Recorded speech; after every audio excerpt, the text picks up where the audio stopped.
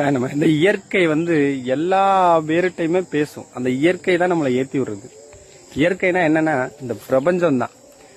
மண், நீர், நெருப்பு, காற்று, ஆகாயம்.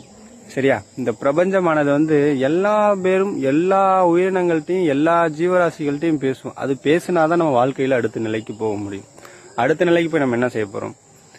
இப்போ உங்களுக்கு தேவைப்படுற விஷயத்த நீங்க உணர்ந்தா தானே உங்களுக்கு சரி செய்ய முடியும். அந்த உணரக்கூடிய ஒரு விஷயம் பிரபஞ்ச சக்தி உங்கள்கிட்ட பேசுறத உணரணும். இப்ப உங்க பிரபஞ்சம் பேசுறது நம்ம எப்படி உணர்றது? எல்லா ஆன்மீக ரீதியா இருக்கிறவங்களுக்கு தானே அது தெரியும். அப்படி கிடையாது. இந்த உலகத்தில் வாழ்ற அனைத்து ஜீவராசிகள்கிட்டையுமே பேசும் இந்த பிரபஞ்சம். இந்த பிரபஞ்சமானது அவ்வளவு ஒரு மிகப்பெரிய சக்தி. ஒருத்தரை கூட விடாது. ஏன்னா நம்ம கெட்ட வழியில போறதுக்கு ஒருத்தரை கூட விடாது. எல்லாத்தையும் நல்ல வழி போறதுக்கு அது எழுப்பும் நம்மள. ஆனா சில பேர் அதை உணர்ந்துக்கிறது கிடையாது.